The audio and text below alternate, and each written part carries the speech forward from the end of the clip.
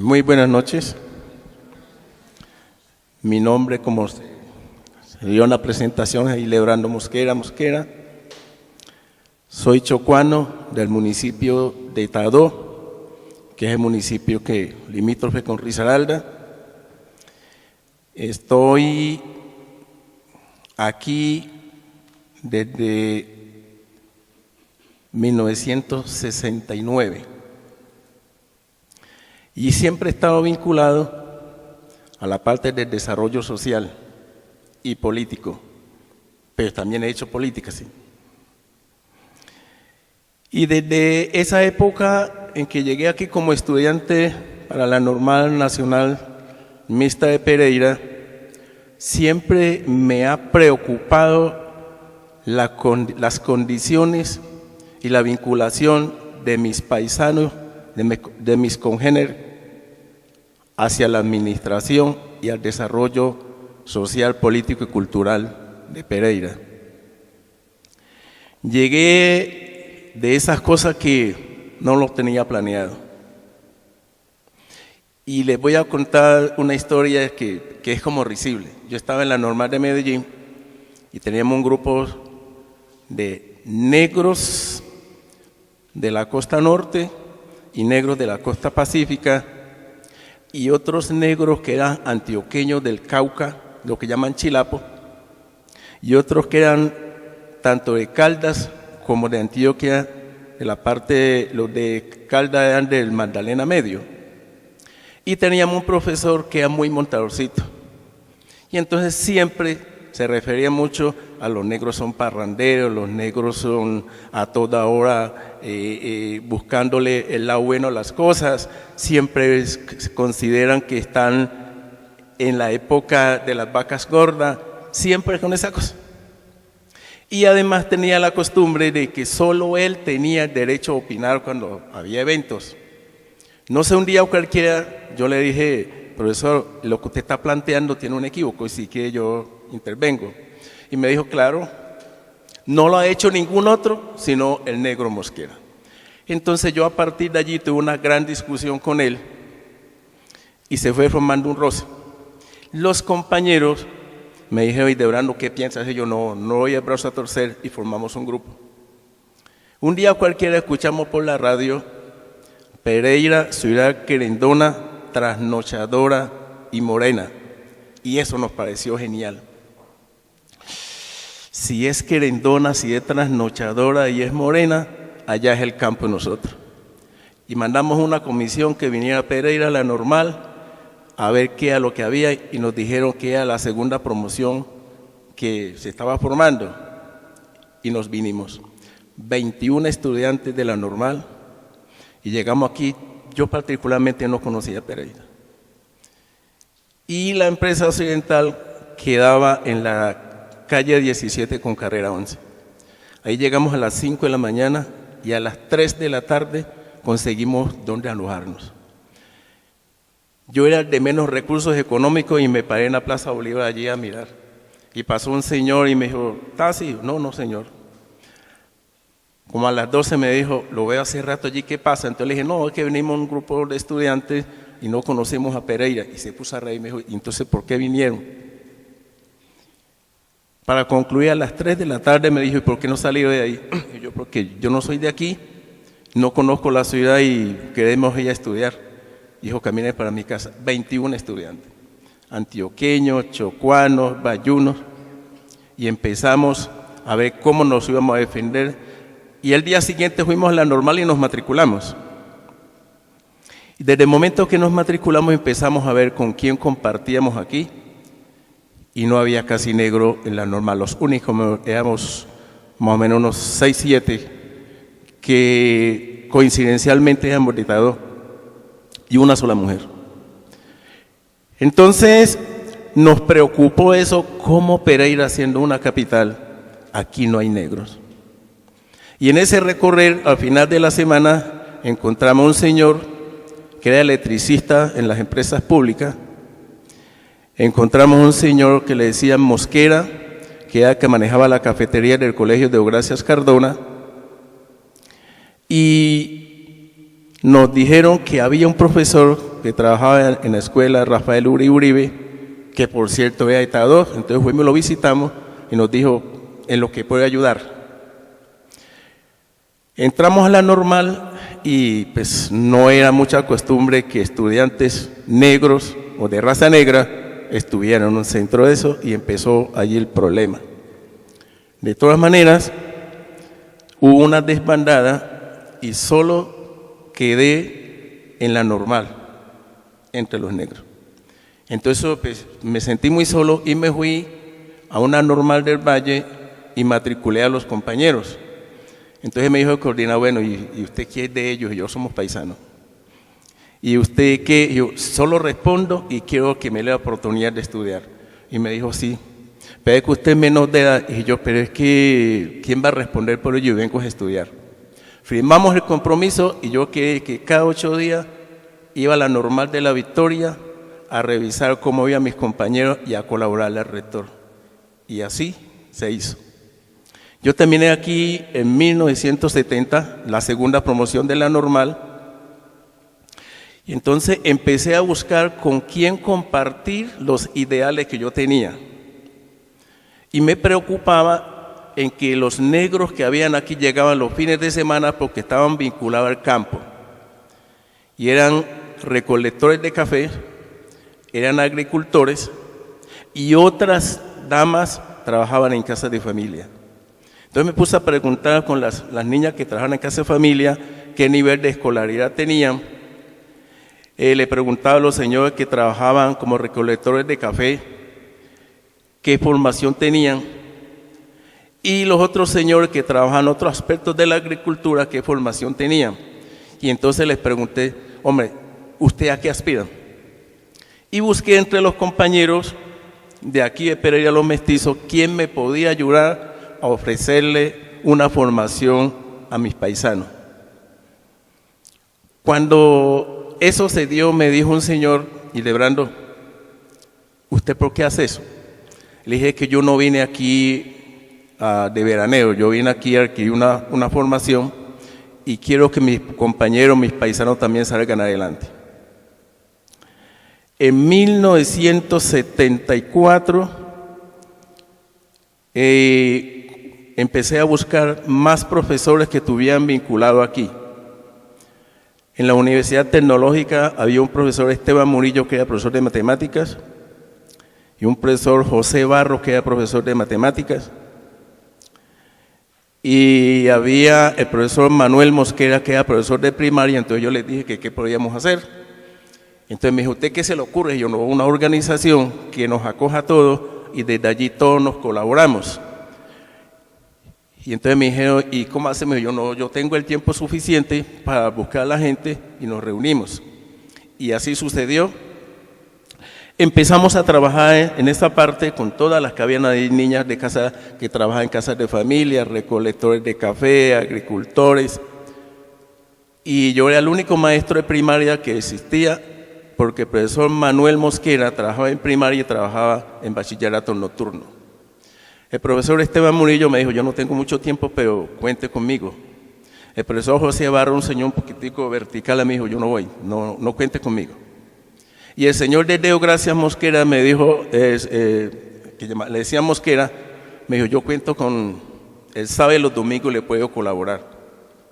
De una vez yo les dije, el objetivo fundamental aquí es ayudar a mis compañeros, ayudar a mis paisanos, independientes de la región de Chocó que sean. Y entonces establecimos que los sábados y los domingos, cada uno les dedicaba 1 hora a quien no supiera leer y 2 horas a quien tuviera alguna formación ya en primaria o en bachillerato, con la meta de lograr que ellos tuvieran su título. Yo me dirigí a Secretaría de Educación, que era Graciela Londoño Zuluaga, una señora que fue secretaria de Educación aquí mucho tiempo. En ese tiempo llamaba jefatura de primaria y tenía 4º de bachillerato. Entonces una vez ella me dijo, ¿y usted por qué hace eso? Y yo, doña Graciela, es que es lamentable que yo saque un título normalista aquí y vea que mis compañeros no tienen cómo vincularse a otro trabajo diferente al que hacen. Tuve unos roces con ella y entonces ya empezó a decirme, ¿y usted qué pretende formar sindicato? Le dije, no es ese el objetivo. Fundamos la organización y posteriormente llegó el profesor Francisco Castro, un oftalmólogo, y en la Universidad Tecnológica entonces se vincularon otros chocuanos, el médico Zacarías Mosquera, estaba Ramón Valencia, que le decían Bombillo, como estudiante, y llegó el profesor que llaman Cherry, que hasta hoy está en la universidad, llama José Eduardo Santos Mosquera, y él me dijo, cuente conmigo. Desde esa época hasta cuando logramos que los muchachos ya se identificaban con el programa, les dije, vamos a vincularnos al desarrollo de Pereira. La organización llamaba Unión de Chocuanos en Risaralda. Y empezamos a decirle al secretario de Educación y decirle al alcalde que nosotros queríamos estar vinculados hacia el desarrollo de Pereira. Y la pregunta era, ¿cómo? Y entonces yo le dije, aquí en la Universidad Tecnológica hay unas personas que están vinculadas a la educación, están colaborando. Y yo, que soy normalista, estoy dispuesto a trabajar. Y me asignaba unos programas en educación nocturna, que así llamaba. Me vinculé a esos programas y yo regalaba el trabajo. Pero seguimos con los compañeros. Y la meta era incurrir en la parte política. Por allá como en el 77 lanzamos un compañero del consejo, el doctor Francisco Castro. Participó en el consejo, pero con ciertas barreras. Desde ese momento, la meta era que todo chocuano que llegara a Pereira tenía la organización que lo acogiera, que lo orientara y tenía que buscar algún mecanismo de aporte a la organización desde la parte académica, desde la parte cultural. Ese ha sido el trasegar y fue el trasegar de nosotros, procurando que todas las personas que llegaran aquí tuvieran una mano amiga. Pero esa mano amiga no era para tomar trago ni para bailar exclusivamente, sino para la formación académica, la formación política y la formación cultural. Posteriormente, ya otros profesionales de la educación llegaron a Pereira, ya con su título, no llegaron a estudiar, sino que llegaron a ejercer la profesión. Y empezamos en esa forma a ir vinculando a la gente y a irle diciendo cuál era la meta. Sembrar un carisma de responsabilidad, de eficiencia y de presencia en todo el contexto de Pereira. Y así nos fuimos formando. Muchas gracias.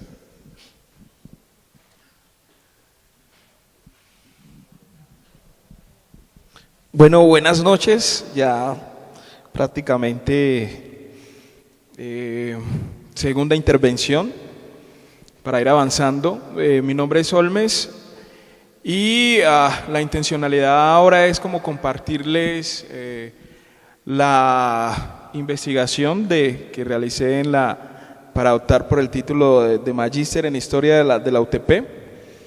Y cuando yo pienso, digamos, del presente hacia el pasado, yo digo, ¿por qué no tuve más tiempo para poder hacer algo mejor? Siempre nuestras escrituras, cuando las miramos de manera retrospectiva, a veces nos asustan. Sí, en el pregrado, quizás un ensayo, primer semestre, segundo semestre, pero traté de, digamos, como de extraer lo más significativo posible para transmitírselos a ustedes para poder conversar en esas tensiones. Entonces, la titulé en su tiempo, La historia como memoria, afrodescendientes en la ciudad de Pereira. ¿Y por qué la historia como memoria? Aparece, digamos, como dos tensiones. Por un lado, la historia no es memoria, ¿sí?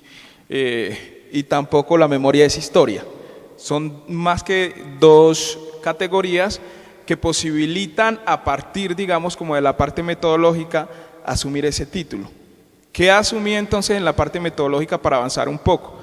Me fui con los actores.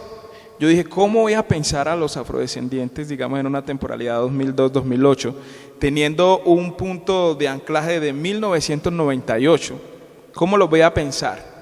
Si, digamos, el periódico temporal, el que tenemos, no registraba, digamos, como los mayores elementos posibles para comprendernos. Entonces asumí, digamos, la voz, lo que nosotros llamamos diálogos, a partir de los actores. ¿Quiénes? Las personas que venían, digamos, en ese proceso migratorio. Hay un contexto, sí, es un contexto, digamos, que se aparece los rostros de la violencia en Colombia. Esos rostros que nunca han desaparecido, digamos, en nosotros y principalmente en el Chocó, donde conlleva que la gran mayoría, digamos, de la población afro-chocuana y más que todo ribereña, tiene que salir. Y esos contextos, digamos, se vienen marcando desde el 98 con ciertos elementos que bajan, digamos, a partir del 2008. Y me preocupa, entonces cuando yo llego a estudiar a Manizales, yo digo, venga, ¿qué hago? ¿Qué hago? Es decir, como esa pertenencia étnica, ¿qué voy a hacer de investigación? Entonces en el pregrado, lo que hice de pregrado fue investigar la música jazz, ausencia y permanencia de la música jazz de Manizales, como una temática, digamos, del pregrado de sociología. Y llego a historia y yo digo, bueno, ¿qué voy a hacer para seguir aportando a lo étnico? Y bueno, me interesó, digamos, como ese tema, esa, digamos, fue, digamos, como la intencionalidad y principalmente siempre con algo que uno parte y es el porqué. Siempre, digamos, como una antesala a la investigación, ¿no? Los niños, oiga, ¿y por qué usted me va a llevar? ¿Y por qué no me da el almuerzo? ¿Y por qué? Siempre es el porqué, es decir, como ese punto que aparece de investigación. Y entonces abordo, digamos, como una propuesta metodológica utilizando la historia oral y la etnografía. Bueno, pero es historia, entonces si no hay información, digamos, por ese lado del periódico que te posibilite darle respuesta a esa pregunta de investigación, pues tienes que buscar otros elementos. Y acudo, digamos, en lo metodológico a la historia oral como una posibilidad, ¿sí?, para poderle dar respuesta, digamos, a esa pregunta de investigación. Digamos, para la recolección de información utilizo los diálogos, algunos lo llaman entrevistas, pero desde una postura más decolonial y como hemos venido trabajando, vemos, digamos, los que participamos en el último encuentro con Catherine Walsh, cómo hablaba, digamos, como de todas esas decadencias conceptuales que aparecen, y diálogos, en una manera más estructural sería entrevistas, ¿sí?, pero aparece, digamos, desde una atención étnica que posibilita la recolección de información. Fuentes primarias, entonces las voces de los actores. Si en ese caso lo hubiese hecho desde el periódico, pues entonces sería el periódico local. Pero pues el periódico local estaba en su momento mirando otras cuestiones. Y uno va a la hemeroteca e investiga y mira y lo afro aparece, pero en tensiones muy minúsculas que no posibilitan, digamos, como una investigación desde ahí. Y entonces la fuente secundaria, archivos de periódico, que me posibilitan, digamos, desde lo minúsculo complementar las voces de los actores y las instituciones privadas y públicas que estaban o que aparecían en ese contexto. Entonces aparecía el FORE, bueno, estaba, digamos, como las instituciones que apoyaban a la población desplazada, estaban la diócesis y estaban hogares de paso, digamos, como unas fundaciones bien principal que ahorita abordaré, digamos, como de manera sucinta. Y bueno, ahí tuve unos postulados teóricos, Manuel Delgado, digamos, como para comprender lo urbano, ¿sí?, y hacer la distinción con la ciudad, y asumí, digamos, Mauricio Halbach para tener presente todo el concepto de memoria, y Armando Silva para tener ese concepto imaginario, porque yo me pregunto, bueno, ¿qué los lleva a emigrar acá? Ese es lo primero. Y hay tensiones obvias, que uno diría, pues eso es obvio, pero en investigación nada es obvio, siempre y cuando no haya algo escrito.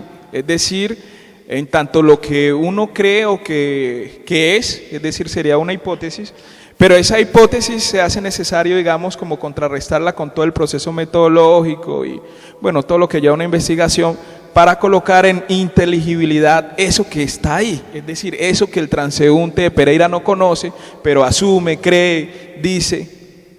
Entonces esa, digamos, bueno, digamos como una de las posturas que marcan ahí. Y el análisis de aquello, entonces, parto de una estructura de memoria colectiva.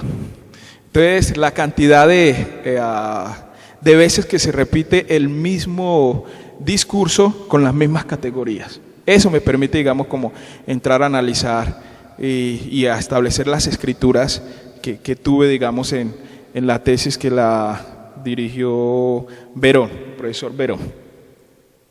Ok, entonces, ¿qué encuentro? En Tensiones de los Imaginarios hay tres cosas o tres imaginarios que permiten la llegada. Quizás es la continuidad de lo que hablaba el profesor desde los años 70. Por un lado, encuentro que la gran mayoría asume que es necesario llegar a Pereira porque se mira como una ciudad humanitaria y de buenas condiciones climáticas.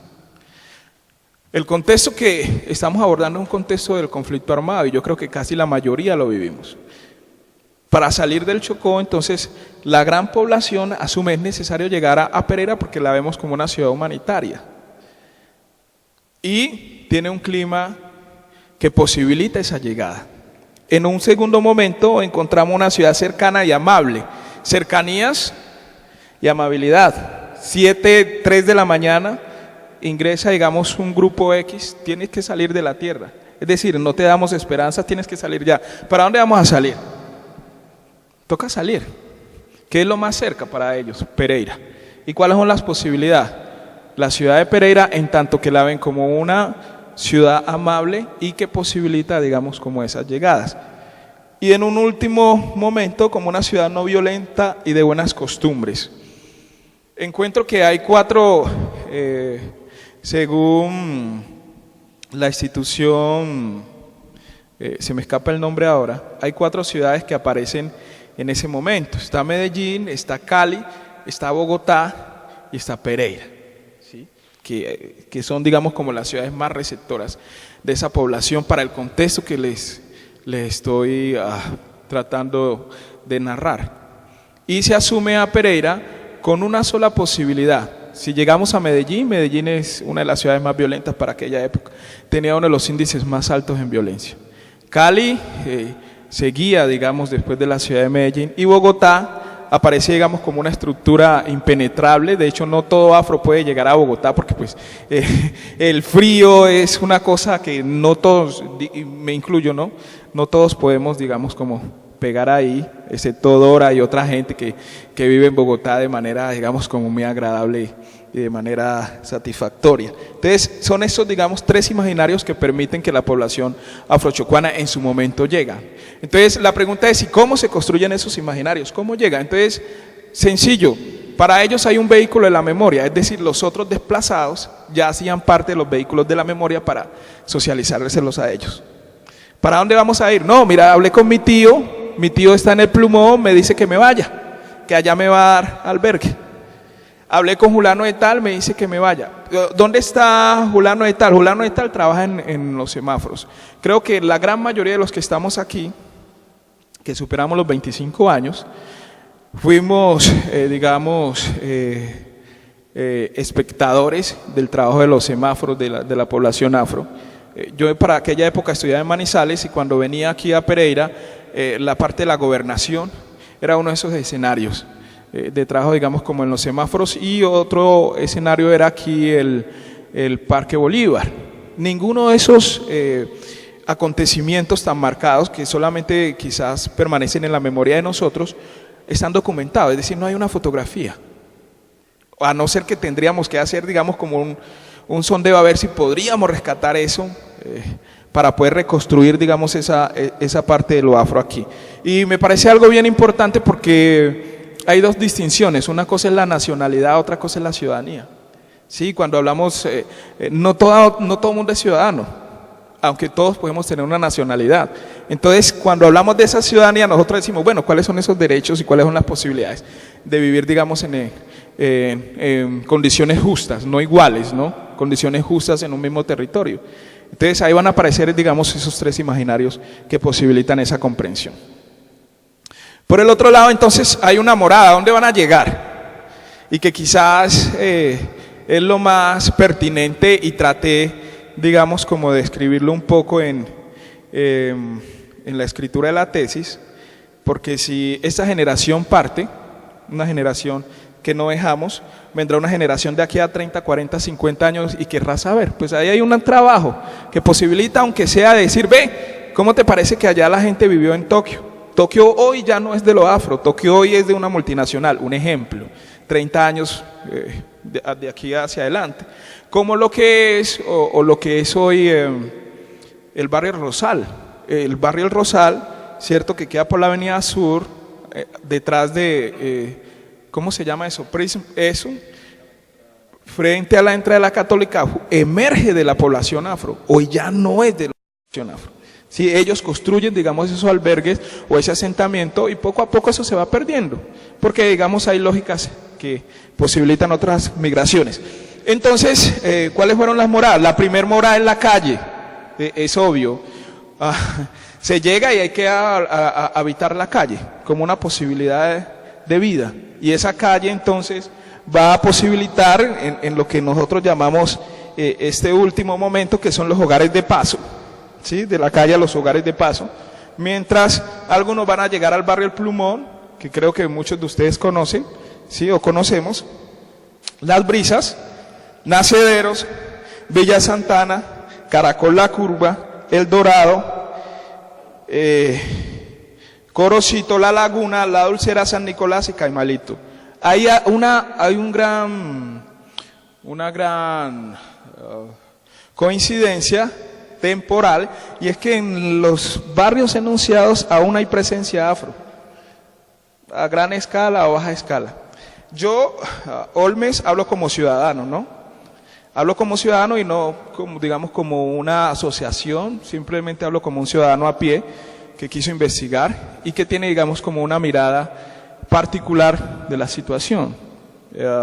Y esa mirada, digamos, posibilitó, y a partir de algunas herramientas, establecer este tipo de hallazgos. Como digo, ya que voy finalizando, me hubiera gustado tener más tiempo para dedicarme a esto, pero en su momento no dio y ya no se puede, ya no puedo ir a que me entreguen la escritura para añadirle cosas. Y por último, para ir finalizando, el arraigo. Bueno, ¿de qué se va a vivir? Yo llego y ¿de qué voy a vivir? Y eso fue la gran pregunta en el siglo XIX. Después de los legados de la esclavitud, usted va y listo, usted es esclavo, ¿de qué va a vivir? Nosotros le damos la libertad, ¿de qué va a vivir?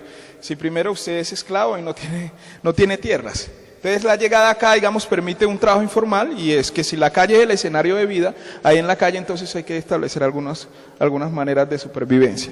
Y encontramos en la calle, digamos, dos espacios, el semáforo y el espacio público en el trabajo informal. Asumiendo que si bien el semáforo hace parte de lo público, no se configura como lo público como tal, ¿sí? Y no hay forma, pues, para no entrar después, en algún momento explicaría eso. Casas de familia, algunos llegan a trabajar en casas de familia, es, digamos, como las mujeres, ha sido un legado ancestral, ¿sí? Lastimosamente, pero pues ahí está, en ese tipo de situaciones. Algunos en la alimentación informal, lo que llamamos los fritos. Entonces, el vender en la esquina, en la cuadra, la empanada, la cosa, el chontaduro, el borojó, y que aún permanece, digamos, eso como un estilo de vida y es válido, digamos, para permanecer aún en la ciudad. Otros estuvieron en la construcción, que ha sido un legado también desde los años 60, y gran parte de la mano de obra que tenemos en el viaducto ha sido mano de obra afro, ¿sí? Cuando uno inicia a pensar la historia y esas grandes construcciones. Por el otro lado vemos almacenes de cadena, entonces a los almacenes de cadena ayudan a que estén, entonces Éxito, Superinter y otros que hoy ya no tienen, digamos, como la misma razón social, sino que han cambiado digamos, como de firma o marca. Y por último encontramos el trabajo en fincas cercanas y celaduría. Muchos fueron vigilantes, de hecho algunos están, y otros se establecieron en fincas. Estas fincas, digamos, como que posibilitaron ese tipo de situaciones. Entonces, eso es, digamos, como los hallazgos que encontré, y cerraría diciendo que para la población afro sigue siendo algo complejo, ¿sí? La permanencia en la ciudad no es algo fácil, ya que ser inmigrante es una cosa impensable para la persona que no lo vive, porque quizás la persona afro en su lugar de origen, es decir, en su territorio, tiene tierra. Y para él es más fácil construir que llegar a un lugar a comprar, a construir y hacer, digamos, otros escenarios de vida. Eso es, digamos, como lo que le quería compartir.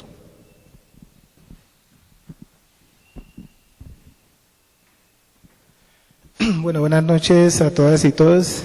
Mi nombre es Luis Alberto Palomeque y, bueno, un militante más del movimiento social afrocolombiano, participante también de varios procesos organizativos a nivel local y director de la Fundación Palenque de Goya. Es una expresión de organización con una experiencia de trabajo colectiva, comunitaria y, digamos, con muchas ganas de trabajar por la reivindicación de los derechos afrocolombianos en esta ciudad.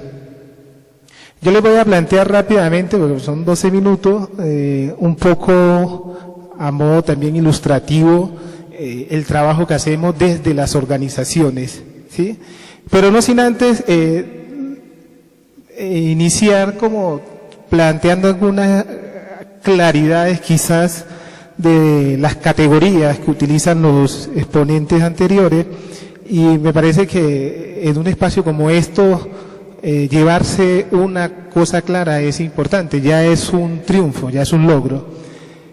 Y a mí me preocupa, ¿cierto?, digamos, la polaridad que hay en la utilización del concepto de negro, negritudes, afrocolombiano, afrodescendiente. A nosotros la historia nos ha enseñado, la historia nuestra, la historia que investigamos, que consultamos, la que trabajamos, ¿sí? Desde Dey Chanta Diop, un historiador africano, hasta Manuel Zapata Olivella, nos ha dicho que el concepto de negro o negra no existía en África. Primero partimos de un principio que la humanidad nace en África. El primer útero que se encuentra en el mundo es de África. La ciencia paleontológica y todas las investigaciones del ADN mitocondrial hoy nos dicen que nosotros somos descendientes africanos. En ese sentido todos somos afrocolombianos, afrodescendientes, ¿sí? En Brasil hablamos de los afrobrasileros, en Ecuador afroecuatorianos, en Colombia afrocolombianos, y eso es una construcción política del concepto, ¿sí? Lo afrodescendiente y lo afrocolombiano es una construcción política y empieza a aparecer en los textos, en los libros, a modo también de eliminar un poco el concepto de lo negro, porque el negro, el concepto, la palabra negro fue una imposición, fue un apodo que el blanco europeo le puso a ese sujeto para denominarlo, ¿sí? Negro significa hombre sin luz o hijo del diablo, tiene ciertos significados que siempre están asociados a lo feo y a lo malo. Es un trabajo de tiempo, es un trabajo académico, es un trabajo que implica irlo haciendo desde la casa, lo que nosotros llamamos también casa adentro, ¿sí?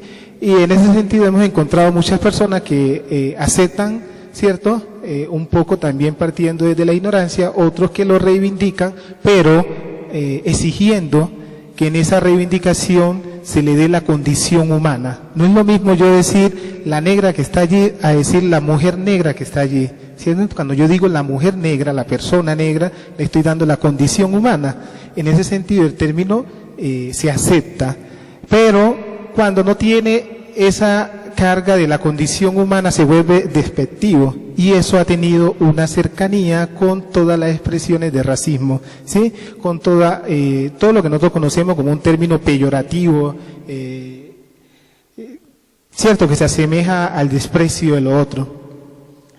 La palabra afrocolombiano, como yo les digo, es el contexto político que se reivindica desde los textos, desde la misma normatividad, es una construcción más política, y ya a partir de una fecha, más o menos finales de los 90, empieza a aparecer en ciertas cartillas y en ciertos libros, ¿sí? Para deconstruir precisamente el término de lo negro, que siempre ha estado asociado al racismo y a la, digamos, no aceptación por cómo se utiliza y lo que significa, ¿sí? Muchos de nosotros todavía, los que estamos aquí, o muchos de ustedes, tienen un día difícil, y lo que dicen es que tuvo un día negro. Se hablan de aguas negras, el concepto sigue asociado a lo feo y a lo malo, para resumirlo de esa manera. Hay una película muy bonita de Steven Spielberg que se llama La Amistad, allí uno de los actores en un tramo de la película dice que nosotros no somos negros, y lo explica en otros contextos. Entonces, a hablar en esta participación, espero que lo que dije no cuente en el tiempo porque hace parte de una claridad. Entonces, hablar de las organizaciones de la población afro en Colombia y en Pereira, específicamente, que es el tema que nos compete, a mí me surge la necesidad de iniciar hablando de las organizaciones de base, ¿sí? Como una apuesta para la reivindicación de los derechos afrodescendientes en Pereira, las organizaciones. La primera organización de la sociedad es la familia, ¿sí? Es la primera organización. Para nosotros hay una organización grande, es la familia afro. Y en todas partes del mundo nos estamos organizando después del flagelo y del sometimiento, lo que fue la esclavitud. Nos estamos organizando en aras de esa reclamación y de esa reivindicación. Rápidamente, aquí en Pereira, como lo explicaban los expositores anteriores, se tiene conocimiento de un proceso organizativo desde finales de los 60. El movimiento nacional afrocolombiano como organización, como movimiento de reivindicar los derechos y de luchar por esos derechos, nace en Pereira, ¿sí? Y nace con un círculo de estudiantes, como lo expresaba el profesor, que se llamó Soweto. Luego tuvieron la posibilidad de ingresar a la Universidad Tecnológica, y desde allí tenemos conocimiento del gran movimiento nacional Cimarrón, ¿sí? Ese movimiento, con su máximo exponente Juan de Dios Mosquera y otros que todavía tenemos aquí en la región, quizás Juan B. menciona algunos ahorita o en otra ocasión, pero hay muchos que todavía, ¿cierto?, persisten en esa lucha, en ese trabajo. Ese movimiento, de alguna otra manera, sembró las bases también para la organización, y esa organización obviamente nos ha dejado a nosotros como esa expresión de seguir en esa lucha. Bueno, también tenemos conocimiento de organizaciones desde lo académico. Leer a Manuel Zapata Olivella, ¿cierto?, también nos dice que habían otras formas de organizaciones desde antes de los 70, pero en aras de la lucha por los derechos humanos, por la reivindicación de esos derechos, por los derechos civiles de las personas afrodescendientes, teniendo como base también un poco lo que sucedió a finales de los 50, inicio de los 60 en Sudáfrica, lo que se estaba dando en Estados Unidos, ¿cierto?, con el tema del apartheid y todas otras situaciones. Nosotros tampoco estuvimos exentos de vivir muchas de esas situaciones, y nos obligó eso también a organizarnos y a trabajar de la mano, hombres y mujeres, mujeres y hombres, en aras de esa reivindicación de derechos y de esa lucha por la dignidad del ser humano. 21 de marzo, precisamente hoy estamos aquí, hoy 21 de marzo, yo le explicaba a la doctora acá, una de las situaciones quizás que no tuvimos mucha presencia en la comunidad nuestra. Hoy 21 de marzo estábamos en la Universidad Andina conmemorando el Día Internacional de la Eliminación de la Discriminación Racial, ¿sí? 21 de marzo. Esto se da a raíz de un hecho que sucede en Sudáfrica, ¿sí? A finales, ¿qué época estamos hablando? A finales de los 1960. Un grupo de militares blancos asesinan a más de 64 estudiantes en una escuela, menores de edad, y a partir de este hecho, las Naciones Unidas declaran esta fecha como el Día Internacional para la Eliminación de toda forma de discriminación racial, ¿sí? Que hoy la discriminación ha trascendido, ya no es solamente por lo racial, ¿sí? Por ejemplo, una persona afro, por ser afrodescendiente, ¿sí?, afrocolombiano, y ser homosexual, vive una doble discriminación, ¿sí? Y si es mujer, vive una triple discriminación.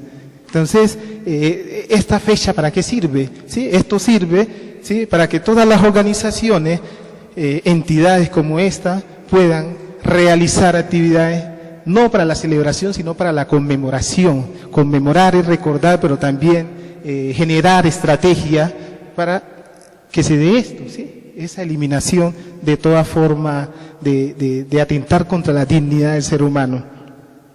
Nosotros nos encontramos aquí en esta fecha, 2015-2024, en el Decenio Internacional de las Personas Afrodescendientes. ¿Y por qué el Decenio Internacional de las Personas Afrodescendientes? Yo lo llamo de esa manera. El mundo dominante, le decía jocosamente a un amigo, la blancocracia institucional ha entendido de que los descendientes africanos, los pueblos afrodescendientes, no estamos en las mismas condiciones de igualdad y equidad que quienes han estado durante la línea del tiempo en una posición de privilegio, ¿sí? Quienes han tenido el poder. Entonces, 2015-2024 plantean los gobiernos internacionales y las organizaciones internacionales apostarle un proceso de reconocimiento, justicia y desarrollo. Esas tres categorías, ¿cierto?, en aras de que la población afrodescendiente pueda encontrar unas mejores condiciones.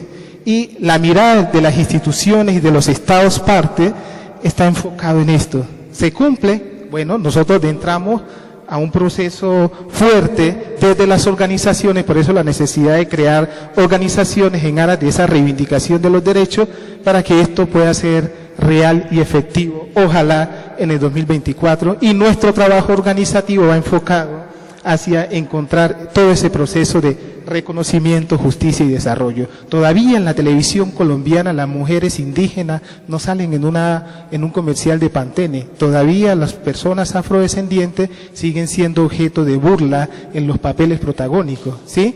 Eso hace parte del reconocimiento. Bueno, necesitamos un reconocimiento, pero ¿en qué sentido? ¿Sí? No necesitamos que en la novela X aparezca el hombre afro y sea el objeto de burla. O como nos tocó con una compañera que está aquí y otros, ir a Bogotá a pelear fuertemente para que eliminaran el soldado Micolta del programa de Sábado Felices. ¿Sí? Un personaje que, digamos, se burla de la cultura y del pueblo afrocolombiano, que ni siquiera es una persona afro y lo pintaban de negro para asemejarlo a una persona afrodescendiente, y de ahí para allá todo lo que decía. Eso hace parte, ¿sí?, de seguir, de que las instituciones, los escenarios nos siguen subalternizando. Estamos abajo, somos los de menos, hablamos feo, somos pobres, somos esto, y eso la televisión lo quiere seguir mostrando, y eso se replica en la calle, y los estudiantes en las escuelas, los estudiantes nuestros son víctimas, porque eso es lo que ven y eso es lo que se da en la cotidianidad. Entonces las organizaciones que tenemos en Pereira y en Colombia venimos trabajando por un reconocimiento diferente a ese reconocimiento que es el que nos quieren mostrar o nos quieren vender. Rápidamente, aquí ya hablaron de esto. Aquí hay unos factores que inciden en la presencia de la población afrodescendiente, ¿sí?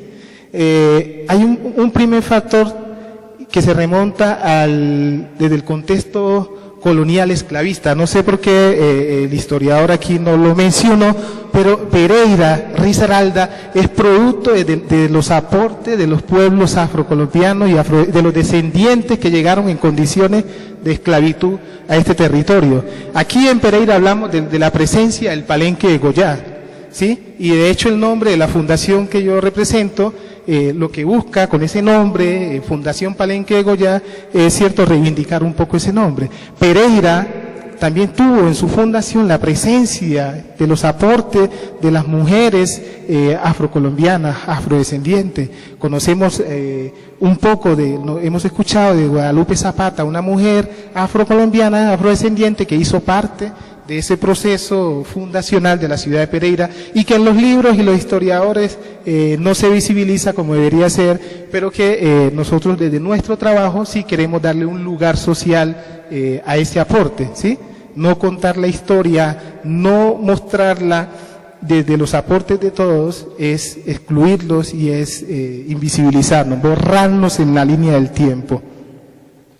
La ubicación geográfica ya lo explicaba un poco el compañero, y su relación con los pueblos del Pacífico Norte y el Pacífico Sur, sí, eso también influye.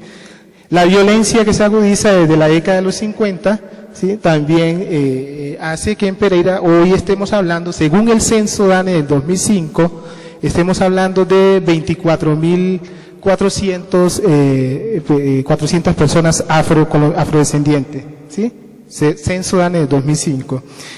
Y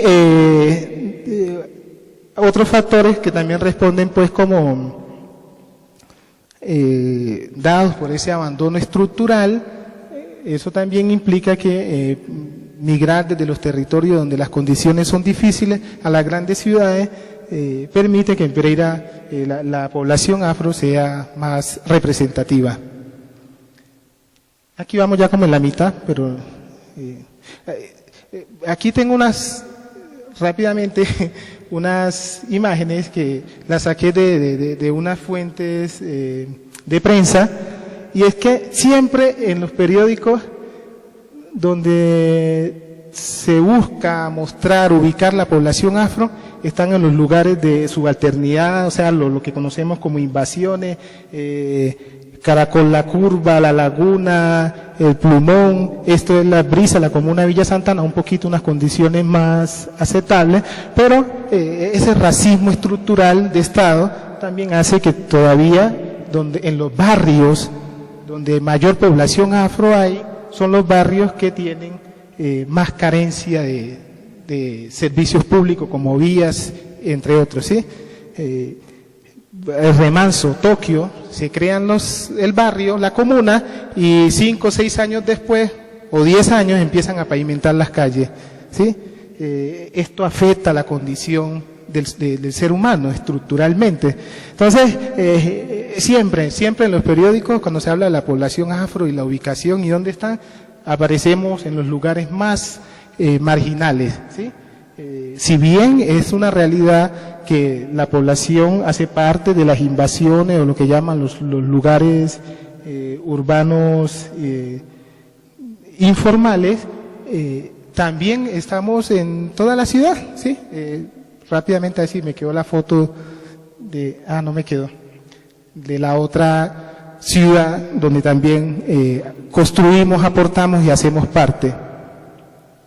Bueno, las organizaciones de base, rápidamente les menciono algunos nombres. Aquí tenemos organización de mujeres, organizaciones mixtas, tenemos la Fundación Palenque Goya, que era la que les comentaba, la Fundación de Mujeres Guadalupe Zapata, en honor también a ese gran aporte de quien fue Guadalupe Zapata. Tenemos la organización de mujeres Caína, que trabaja con el tema de la identidad cultural, el Movimiento Nacional Cimarrón, entre otras, ¿sí? Hay más o menos 16 organizaciones en Pereira, ya el profe mencionaba una, desde inicios de los 70 me parece.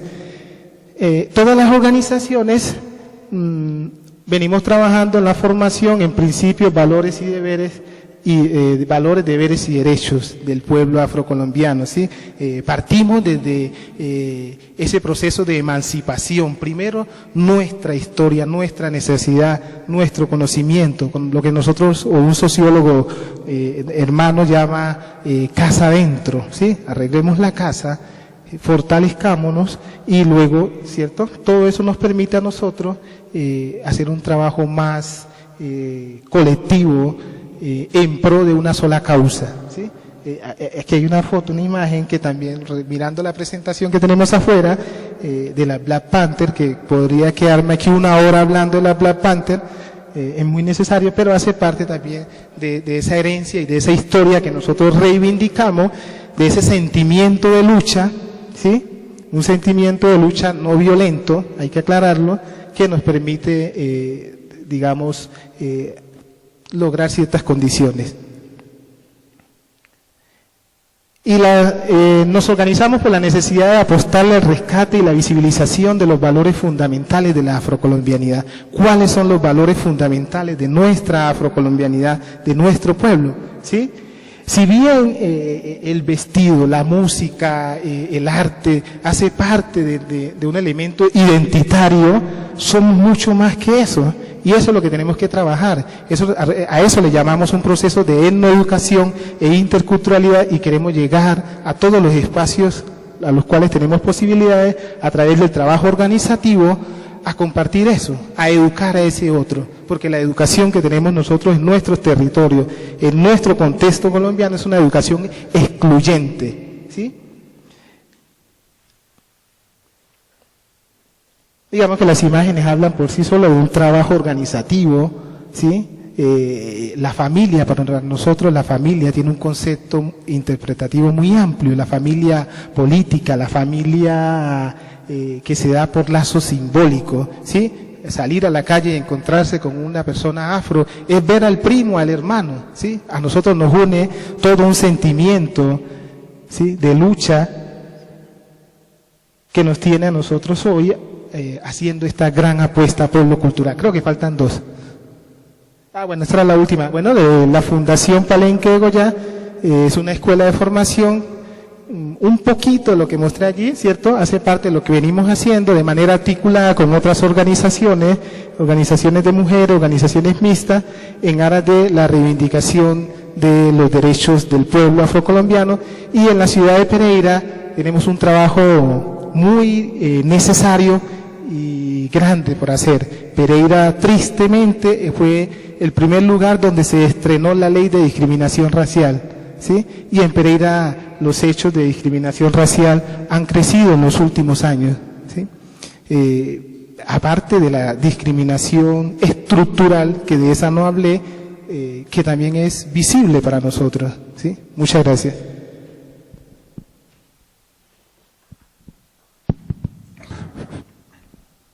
Bueno, buenas noches. Lo mejor de esto es uno llegar de último, porque los compañeros abarcan la mayoría de los temas y uno ya pues... No, pero bueno, mi nombre es Juan Bautista.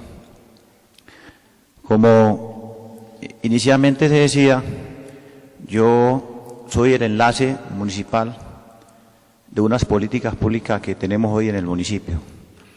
Yo les voy a contar qué son esas políticas públicas, de dónde salieron. Y tenemos que empezar diciendo que las políticas públicas nuestras no son una voluntad de la administración municipal, del alcalde. Las políticas nuestras vienen más allá del convenio 167 del 57, de 1957, el convenio 57, cuando la OIT hablaba de los derechos de los pueblos indígenas y los tribales, que en ese entonces los tribales éramos nosotros los negros. De ahí para acá se viene hablando de los derechos nuestros. Estamos diciendo de hace más de, yo cuento muy mal, más como 70 años, ¿cierto? Ahí los matemáticos me ayudan. Bueno, después de eso se aprobó la ley 22 del 81 más o menos, yo mala memoria, el 81, que esa ley que buscaba era acabar con toda la forma de racismos, y no solo de racismo, sino de esclavitud que teníamos en nuestra Colombia. Y todos sabemos que esa esclavitud estaba prácticamente era cargada a nosotros los negros, los afros colombianos. Después de esa ley vino el convenio 169, ¿recuerdan? Convenio 169 del 89. Ese convenio fue ratificado y acogido por el gobierno colombiano. ¿Qué buscaba también el convenio? Claro, proteger todos los derechos que teníamos los afros en Colombia y la población indígena, y trae también el mismo término indígenas y pueblos tribales. Ya decía antes que los pueblos tribales éramos nosotros, o somos nosotros los afros. Entonces, cuando el gobierno a través de la ley 21 del 91 acoge el convenio 169, ya el gobierno nacional empieza a reconocer los derechos nuestros en nuestro territorio, ¿no? Después de ese convenio 121, viene entonces la Constitución del 91. ¿Recuerdan que la Constitución del 91, entre otros derechos que se trajo como fue que reconoció la multiculturalidad en Colombia? O sea, ya reconoce derechos tanto de indígena y de afro. Ya dice, bueno, acá en Colombia tenemos, por decir así, 3 culturas diferentes. Después de esa Constitución del 91 vienen otras normas, vienen unos decretos, otras leyes, pero seguidamente entonces tenemos, y pasamos a la parte local para no mencionar tantas cosas que hay, tanta legislación, y es que entonces en el año 2009, después de todo eso, estamos hablando del 91 al 2009 hay 17, 18 años, algo así. Bueno, por una lucha, como decía el amigo, los expositores, el último que terminó, Palomeque, de organizaciones de mujeres, de hombres. Acá ya se mencionaron la mayoría, ahí quedaron otras por mencionar, como por ejemplo también Diego Luis Córdoba, Sembrando Futuro, en fin, todas las organizaciones. Y en ese entonces también se utilizó el tema de la política y un concejal en su momento ayudó mucho en la creación de la política pública, que fue a través del acuerdo 24 que se crea la política pública, insisto, con toda la venia de las organizaciones nuestras, que a la fecha, como dice Palomeque, tenemos aproximadamente entre 18 y 19 organizaciones en el municipio de Pereira. Ese acuerdo 24 crea la política pública. ¿En reconocimiento a qué? A la ley 70. Recuerden que en el 93 pues sale la ley 70. Entonces nace la política pública en el municipio y en el 2011, a través del acuerdo 58, se adopta la política pública del municipio de Pereira. Se adopta en el 2011, o sea, 3 años después. Ahora, en el 2016, se le hacen unos cambios a través del acuerdo 16, se le hacen unos cambios a la política pública. La política pública nuestra, entonces, tiene un consejo municipal de política pública, donde tiene asiento la comunidad y tiene asiento alguna secretaría del orden municipal. El alcalde de Pereira, a través de una facultad de edad en el acuerdo 19, y a través del decreto 834, crea un comité técnico a la política pública. Ese comité lo crea a través del decreto 673. ¿Por qué lo hace? El Consejo Municipal de Política Pública venía y estaba integrado por los secretarios y 3 personas de nuestras organizaciones elegidas por ellas mismas. Pero se creía que no venía funcionando, porque mientras que ellos se reúnen 3 veces al año, no tenían como un comité que fuera como llevando los temas importantes, ir como adelantando temas y simplemente ellos se reunieran como a aprobar algunas cosas. Entonces ahorita el alcalde dijo no, y el mismo comité dijo vamos a crear entonces un comité técnico que sea como el soporte, que le dé como esas herramientas al Consejo Municipal de Política Pública para que pueda funcionar. En este momento estamos en el trámite de unas resoluciones para hacer la elección tanto del Consejo Municipal de Política Pública como también del Comité de Política Pública. ¿Cuál es la preocupación nuestra dentro de la política pública municipal? Mire, el municipio de Pereira a hoy tiene 11 políticas públicas, 11. Dentro de ella hay una política pública indígena también. Y nos preocupa porque las políticas públicas nuestras, ninguna tiene asignación presupuestal. Todas nacen de la voluntad, todas, incluidas las 2 nuestras, que son las esenciales, indígena y afro, nacen de la voluntad de cada uno de los secretarios. Y entonces es lo que ellos consideren que tienen o no tienen para esa política. ¿Y cuál es el temor? Que nos están confundiendo todas las políticas. Si nosotros somos una comunidad diferente, la política nuestra debe ser tratada diferente. Y como hay tantas políticas públicas, y están en estos momentos en creación de 4 políticas públicas más. De hecho, Acción Comunal tiene política pública en el municipio. Entonces es un tema delicado. ¿Qué busca la política pública? Nosotros, como afros en Pereira, tenemos unas culturas diferentes. Muchas cosas que nos apartan de la cultura, de las otras culturas, de los indígenas, de los mestizos. Y buscamos a través de la política pública que seamos incluidos en todo lo que tiene que ver la administración municipal. Como somos menos, Decía Palomeque ahorita que el censo DANE 2005 éramos 24.000 afro, ahora somos mucho más, muchos. Entonces, los programas que tiene el municipio de Pereira, si no se aplican a través de política pública, no nos incluyen. Y un ejemplo básico, nosotros le decimos al municipio, si usted va a hacer 100 viviendas, usted debe de garantizarle la participación a las comunidades negras de Pereira. ¿Y cómo se la garantiza? A través de generar unos cupos específicos de esas 100 viviendas que va a hacer, para que se sientan incluidos dentro de las viviendas. Y es decir, yo hago 100 viviendas, les voy a dar 5 a las comunidades afro. Ya nosotros nos reunimos internamente y miramos de qué forma cumplimos requisitos y miramos quiénes aplican. Pero no quiere decir que las otras 95 nos excluyen. No, las otras son para todos. Simplemente, ¿qué hace el municipio? Garantiza la participación de una minoría étnica en un municipio como Pereira. Eso busca una política pública. Y es lo que no hemos podido nosotros avanzar con la administración municipal. Entonces, estamos en ese propósito, hemos venido trabajando. ¿Cuál es la idea de nosotros como afro organizados en este departamento? Hombre, que el mestizo conozca nuestra cultura, que miren la ley 70, miren cómo nosotros de hace mucho tiempo atrás trabajamos el tema del vestuario, la alimentación, todo ese tipo de elementos. Si nos conocemos, seguramente nos respetamos mucho más.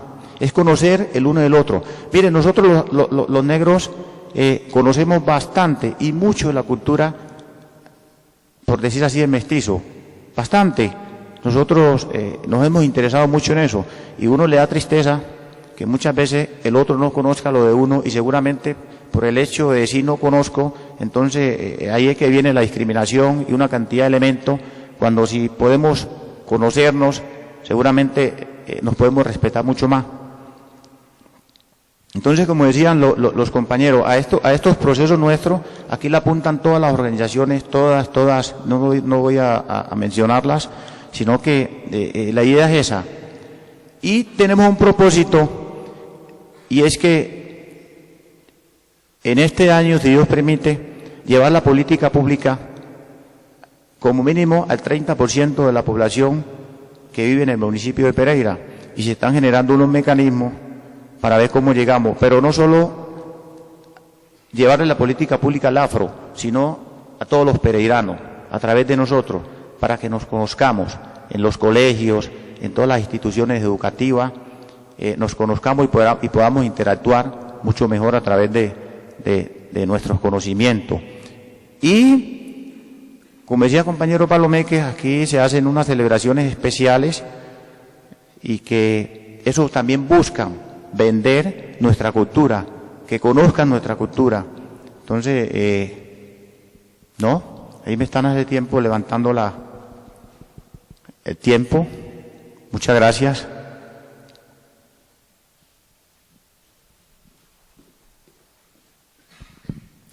Bueno, muy bien, muchas gracias a nuestros expositores o conversantes en esta noche. Yo quisiera saber si entre el público hay comentarios o preguntas para alguno de los expositores, o si hay algún comentario de parte de ustedes sobre lo que ellos han conversado en esta noche. Entonces está abierto, digamos, el micrófono para las personas que quieran hacer alguna pregunta.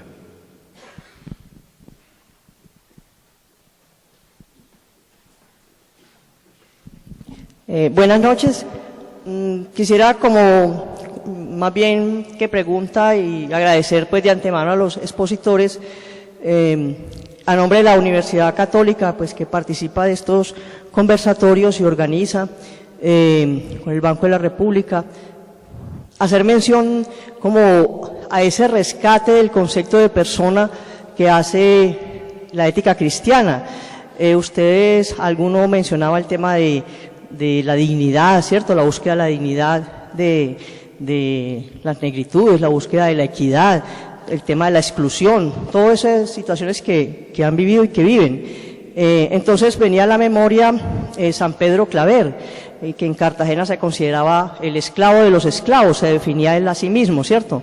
Entonces, ¿cómo él hace ese reconocimiento inicial de que estas personas que venían de África eran personas, porque para muchos no tenían ni siquiera alma. Entonces, como dentro de los temas que estamos viendo aquí con los estudiantes de ética, de ingeniería industrial que están aquí presentes el grupo, el tema que vamos a empezar a trabajar es justamente el de persona. Por eso es muy pertinente las exposiciones que ustedes nos han hecho desde distintas miradas, ¿cierto? La historia, el tema de las políticas públicas, que aportan mucho a la construcción de este concepto, ¿cierto? El tema de la dignidad, el tema de la equidad y de persona, y cómo pues los aportes desde la visión, ¿cierto?, cristiana de la igualdad y el rescate de esa dignidad, en el caso concreto pues de Pedro Claver. Y bueno, muy importante también el tema de cómo ahora ya en la legislación, un poco lo que nos presenta el último expositor, ya se explicitó las minorías, ¿cierto? Entonces, con su representación en distintos organismos, a partir pues de la Constitución del 91, y creo que es algo pues que debe continuar apoyados por todos, porque en últimas alguien hablaba ahí de la ciudadanía, la colombianidad, ¿no?, que somos pues pueblo mestizo y que debemos mucho a todo este aporte pues de la cultura afro que está hoy aquí presente. Muchas gracias.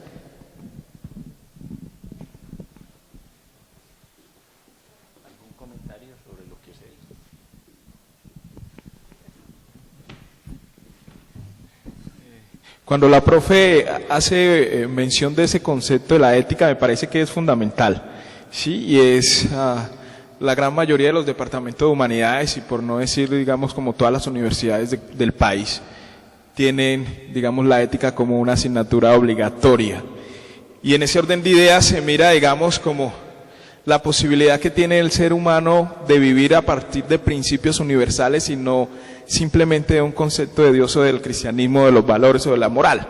Y es, digamos, ese principio de construir a partir de todos una sociedad, digamos, que pueda comprenderse a sí mismo y pensar realmente qué es lo ético. De hecho, desde una ética cristiana, Martin Luther King, digamos, aparece ahí con una ética cristiana y asume, digamos, como toda la reivindicación de los derechos civiles afrodescendientes, que está el otro, digamos, el otro lado de Malcolm X, que se va también por el lado religioso, y es todo lo que tiene que ver con los aportes de ser musulmán. Entonces, en la construcción de lo afro y del ser afro, sí, como concepto, no se puede apartar del cristianismo, pues que el cristianismo en América Latina, hablar sin cristianismo sería algo pues como europeo, eurocéntrico, y algo que pues todavía no estamos, digamos, como preparados para pensar de esa manera, puesto que desde la época colonial el cristianismo sale en todas partes. De hecho, miles de ustedes andarán con camándulas, bueno, todo ese tipo de cosas que son como símbolos que hacen parte. Entonces, quería pues como decirle eso a la profesora, y agradecerle también, de hecho, pues como una veces como docente, el orientar la ética. Entonces a veces los estudiantes dicen, no, pero esa ética ¿para qué es? Es una asignatura de costura, de relleno. No, es algo bien fundamental para comprender, digamos, como el concepto de lo humano. Y hay un principio que a mí me gusta, y el principio de la beneficencia y no maleficencia en ética, que creo que es fundamental también tenerlo Eso es presente. importante siempre y cuando se revisen como los elementos de los cuales están cargados. Nosotros, bueno, yo en lo personal tengo mi reparo con, digamos, toda esa carga del cristianismo, porque el cristianismo también hizo parte de aniquilar la cultura, el cristianismo hizo parte de aniquilar toda esa herencia ancestral que fue base de la construcción de los pueblos africanos, de satanizar a todo un pueblo, y hoy todavía tenemos en algunas líneas pedagógicas, ¿cierto?, que vienen a nombre de esa ética con unos valores impuestos que nos recuerdan también ese mundo dominante y nos enseñan a seguir en esa obediencia del dominante y el dominado. Es un poco en ese sentido, pero bueno, hay elementos rescatables desde ese punto de vista. solo que hablando de caleidoscopio, hay que mirar bien. Sí, de hecho creo que ya se abrió el conversatorio, ¿no? con esa tensión y lo que quiero decir es, no se puede pensar, digamos, sin religión. Es algo que nosotros hemos querido huir, de hecho, toda la reivindicación de la homosexualidad, todo ese tipo de cosas, digamos, que hacen parte de las ciudadanías contemporáneas, se opone al cristianismo. Y no el cristianismo evangélico, sino un cristianismo católico, ¿sí? Administrado por la Iglesia Católica, y es legal, puesto que aún vive en el concordato. Y es algo, digamos, que más que trascender es, digamos, como pensarlo, y cada uno, digamos, como asume posturas, ¿cierto? De escenarios diferentes y de campos sociales diferentes, pero que a la misma vez, digamos, como sociedad colectiva, son temas que son personales. ¿Bien? Para la emisora de la Universidad Católica, quiero cerrar, por lo menos en relación con la transmisión que estamos haciendo en directo, agradecer a todos nuestros oyentes de distintos lugares del mundo que nos escuchan, estos conversatorios que tenemos, agradecerles pues su radioescucha e invitarles a que participen de los próximos encuentros de Caleidoscopio en los meses de abril y de mayo. En el mayo tendremos nuevamente este tema mirado un poco ya desde el departamento, ya no desde la ciudad, sino desde el departamento, y estamos mirando también la posibilidad de tener un taller que dirigirían, estamos en conversaciones, unos cubanos para hacer el taller de música afrocubana y conversar también con ellos un poco todos estos elementos que desde el arte y desde la música pues también hemos recibido, creo que una influencia muy importante del mundo afro. Entonces a los oyentes muchísimas gracias y esperamos contar con ustedes en adelante como escuchas de nuestros conversatorios. Muchas gracias. Para ellos. Nosotros podemos seguir aquí. Es que queríamos terminar ahí, perdone, pero yo quisiera saber si hay alguna otra pregunta o expresión a partir del conversatorio que hemos tenido hoy. Porque yo creo que hay una preocupación muy seria para nosotros, y es la razón de estar aquí juntos, que de pronto Juan colocaba ahorita. ¿Cómo hacemos para aprender a vivir juntos y siendo tan distintos?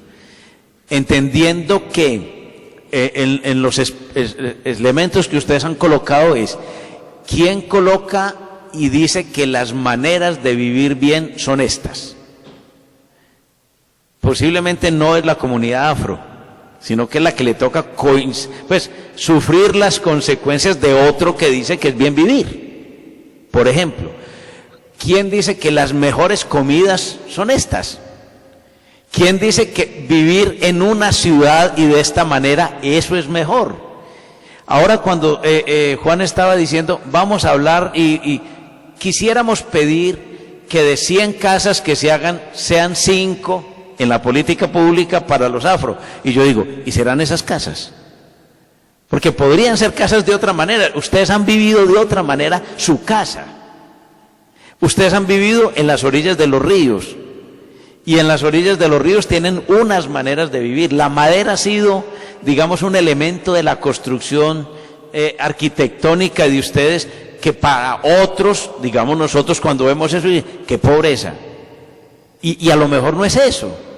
A lo mejor la pregunta es, nosotros los mestizos, que además no somos blancos tampoco, ¿cómo entendemos estas maneras de vivir de tal manera que podamos vivir en un país que es plurinacional, si se quieren esos términos, porque hay diferentes nacionalidades, distintas culturas, maneras de ser distintas? ¿Cómo aprendemos a vivir juntos para no infravalorar, no devaluar la presencia de otros seres humanos que no son los que somos aparentemente la mayoría?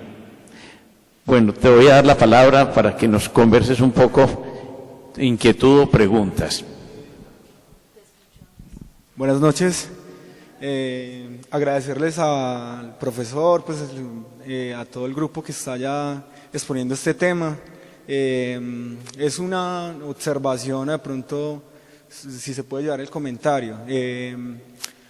Yo pasé un proyecto para minorías étnicas, el que se pasa por el ICETEX, hice un estudio parecido pues por el tema de población y condiciones, ¿cierto? Mi proyecto estaba basado obviamente en temas educativos, ¿cierto? Porque es como un motor o una fuerza que los invito a impulsar a las personas que están en el proceso pues de formación, ¿cierto? Muchos queremos aportar, ¿sí? A construir comunidades afro que no se miren por lo que hablaba el compañero acá, solamente por la forma de vestir, el tema cultura, el tema del baile, ¿cierto? La expresión corporal en este caso. Mi invitación es la siguiente, yo creo que el proyecto mío lo rechazaron por ser que yo aplique a una universidad privada. Sé que la condición está para universidades públicas, pero ¿dónde está la parte donde se apoya, digamos, a universidades privadas? No sé, hablábamos que nosotros impulsamos la fuerza para construir muchas cosas acá. Creo que faltó algo allá en los trabajos y pues voy a ser fuerte en este caso, romper calles, ¿cierto? Eso será un paradigma que pues no sé, algunos estamos tratando de cambiar y de romper. No aparecía allá, pero es un ítem que deberían de considerar de pronto en próximas charlas. Mi lugar, me identifiqué, mi primer lugar que llegué acá a Pereira, me identifiqué por San Nicolás, estaba chiquitico, pero pues obviamente sí lo llamaron y de verdad fue fuerte llegar a un lugar donde todo el mundo miraba de otra forma, ¿cierto? El tema de la cultura y cómo vivíamos nosotros. Bueno, vuelvo a mi pregunta o a la inquietud que quiero que se lleven, es porque, digamos, darle un foco diferente. Alguien quiere estudiar, no sé, arquitectura aquí, la tecnológica no es pública, ¿cierto?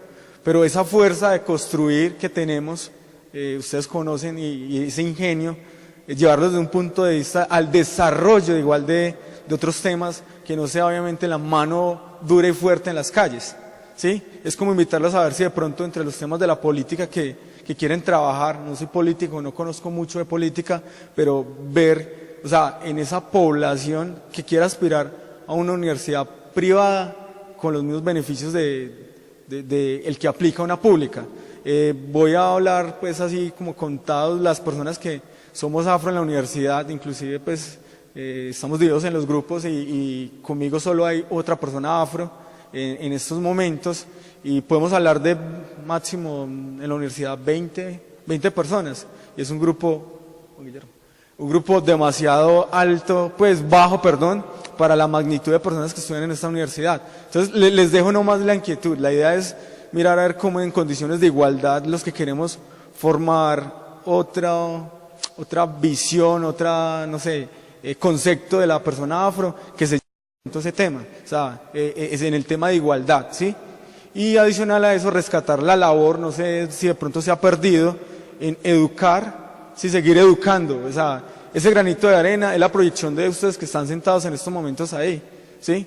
De lo que se encontró en 1960, ¿sí? Estamos claros ahí, en la ciudad de Pereira y a lo que hay ahora en los movimientos. Sé que Cimarrón es fuerte en la UTP, ¿sí? Yo cuando llevé mi proyecto a la universidad dije, es que vengo a participar, pues vengo porque mi proyecto va a ser de esto. En la universidad me dijeron, es la primera vez que vemos un proyecto de estos acá, averígüese en el ICETEX del centro porque la verdad no tenemos la experiencia. Entonces miren que, o sea, hay partecitas en el eslabón que sí es bueno unirlas, ¿sí? Entonces ahí le dejo la duda, no sé si quieran responder algo sobre lo que acaba de comentar. Bueno, yo veo que es más una sugerencia que una pregunta. Rápidamente yo lo que te planteo ante esa inquietud es la posibilidad de que te puedas vincular a nuestro proceso organizativo, porque para nosotros es más fácil construir en comunidad, en colectivo, y siempre de alguna otra manera las personas que están cerca a nosotros ayudando a construir este proceso en esa lucha por nuestras reivindicaciones, tienen la posibilidad también como de plantear ese tipo de acciones, defenderlas y hacerlas realidad, ¿sí? Lo que les decía, según el censo DANE de 2005, en Pereira somos más de 24.000 y las organizaciones nuestras no es que sean organizaciones masivas, ¿sí?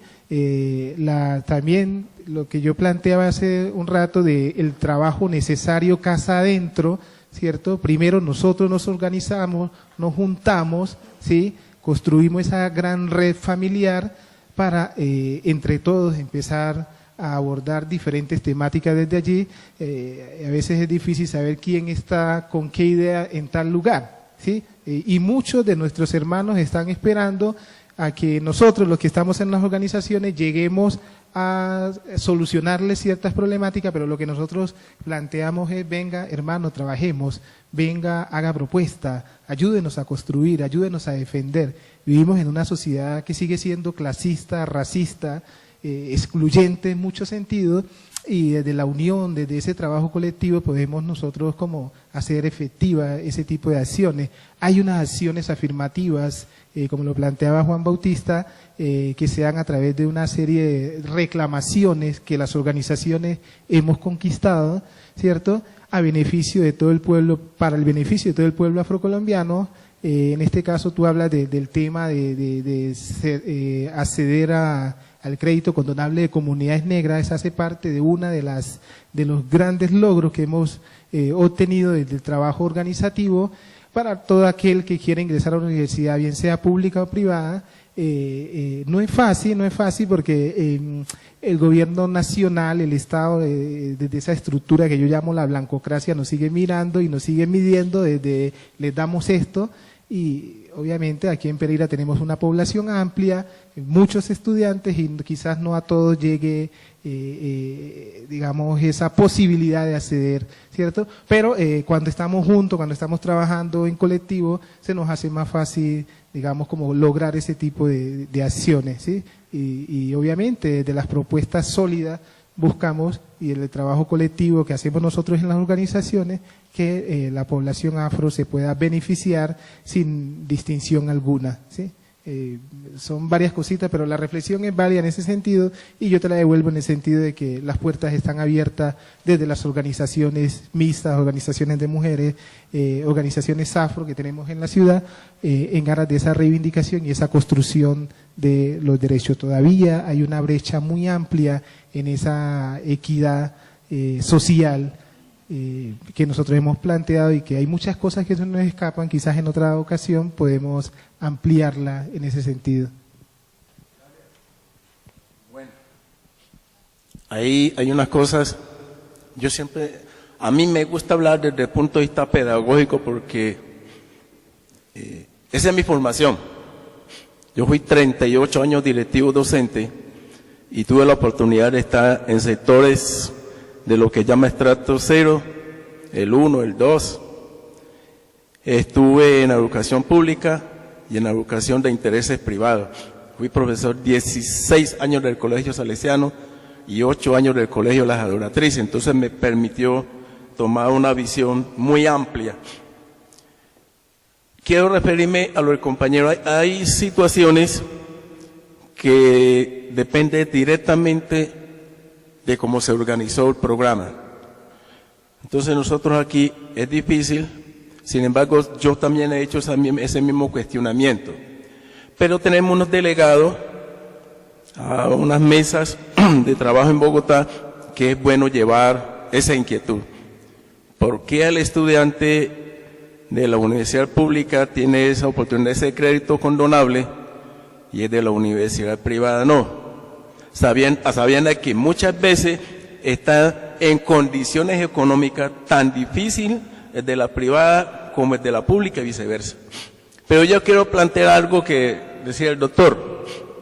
Mire, Martin Luther King decía, hemos aprendido los hombres a nadar como los peces, hablando de los submarinos y hemos aprendido a volar como los pájaros.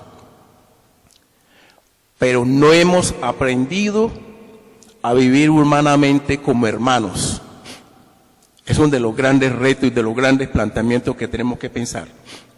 Y para los presentes profesionales y estudiantes, si es que cabe eso.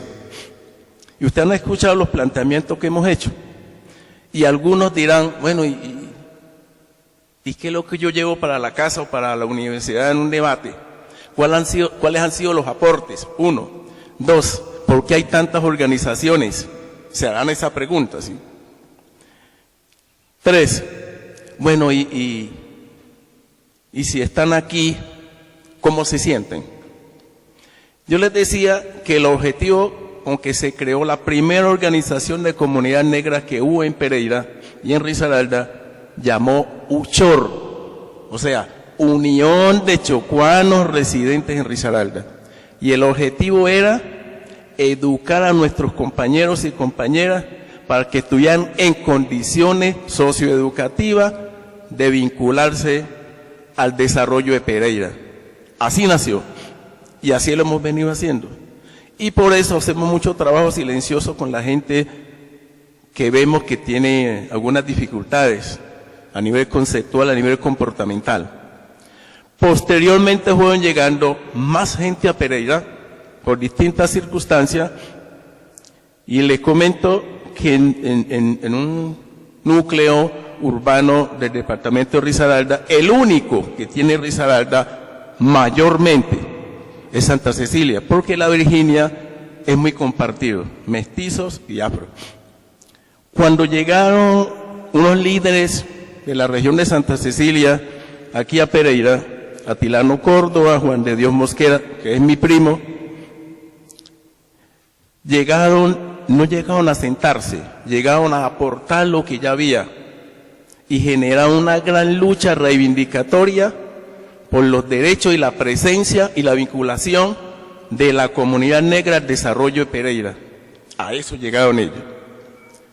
Juan de Dios Mosquera fue el gran dirigente y fundador del Movimiento Nacional Cimarrón. Y ese movimiento convocaba a la gente a luchar por las reivindicaciones de las comunidades negras, reclamar los derechos de las comunidades negras. Entonces se van dando ese tipo de cosas. Hoy, para no ser muy explícito, ya hay una convergencia de gran cantidad de personas de comunidades negras aquí. Y la pregunta que hace el doctor, bueno, ¿y cómo convivimos? ¿Cómo hacemos esa homogeneidad dentro de tanta heterogeneidad? ¿Cómo la hacemos? Y ahí es donde está la ética civil. Ahí es donde está la ética civil. Yo no puedo exigirle a un rolo, como se dice, a que tenga el mismo comportamiento y la misma apetencia cultural y alimentaria de un chocuano o de un risaraldense. Entonces yo tengo que aceptar las diferencias. Yo no puedo opacarlos a ellos porque yo soy diferente, porque yo no puedo obligarlos a que sean como yo soy. Y ustedes los que son estudiantes, el factor fundamental, a nadie se le puede exigir que sea como yo, porque somos cada uno de acuerdo a su formación, a la cultura donde se formó y de acuerdo a su desarrollo familiar tiene unos comportamientos que cuando llega a un núcleo social tiene que aceptar lo del otro sin renunciar a lo nuestro. Entonces esa es la pregunta clave que ustedes deben llevar a la universidad. ¿Cómo en la universidad hay tantos estudiantes? Hoy hay indígenas, hay negros y hay mestizos, y cómo hace un profesor allí pues para craneársela y entender que cada uno tiene sus derechos de estar allí. Eso es la ética, entender al otro desde sus diferencias y que tenga la capacidad de asumir lo común para compartirlo, sin renunciar a sus diferencias. Y usted ha escuchado aquí una cantidad y dice, bueno, y hay 4 personas, ¿y qué pasa? ¿Cuál ha sido el aporte? La pregunta que ustedes se, ¿cuál ha sido el aporte que han tenido ustedes en Pereira? Les comento, el primer director, o el primer gerente de la oficina de Aguas y Agua fue Jairo Ordilio Torres, cuando se creó la empresa de Aguas y Agua como una gran empresa, Jairo Ordilio Torres. Hoy es jefe personal de la tecnológica y ha sido más de 7, 8, 10 veces alcalde encargado de Pereira y es profesor de la Universidad Libre, él es egresado de allí y es profesor en Dos Quebradas de una universidad tipo exigente. Usted no iba a hablar de Amancio. Amancio fue el primer negro que ocupó un cargo público en Pereira, egresado de la Tecnológica de la Facultad de Ingeniería Industrial. Fue tesorero de Pereira. Porque el papá había sido diputado de Risaralda, aquí en Pereira. Entonces, ¿qué pasa? Que cuando ustedes no conocen las cosas, dicen, es que los negros llegan aquí y ¿qué han hecho por nosotros? Los negros hemos hecho mucho. En una charla que tuve en la Universidad Católica les comentaba, desde lo más elemental los negros hemos aportado. Los grandes recolectores de la cosecha de café en Risaralda, los llamaban a los negros, por la habilidad, por la honestidad. Y los grandes restaurantes aquí lo manejaban mujeres negras, porque sabían manejar eso. Nosotros hemos estado vinculados allí al desarrollo. Lo que pasa es que respecto a lo que nosotros hemos aportado, no es suficiente lo que hemos recibido. Los alcaldes tienen el deber, y esa es su esencia, de retribuirle a la comunidad lo que recibe de impuestos. Y si Pereira hay una cantidad de estudiantes y de personas de comunidad negra que están pagando impuestos, de hecho que el alcalde dentro de sus políticas administrativas debe tener unos espacios de retribuirle a todos, sin discriminación ninguna, ese impuesto que recibe. Entonces en un barrio de negro no puede decir, ¿para qué hacer vías pavimentadas? Ellos están pagando impuestos.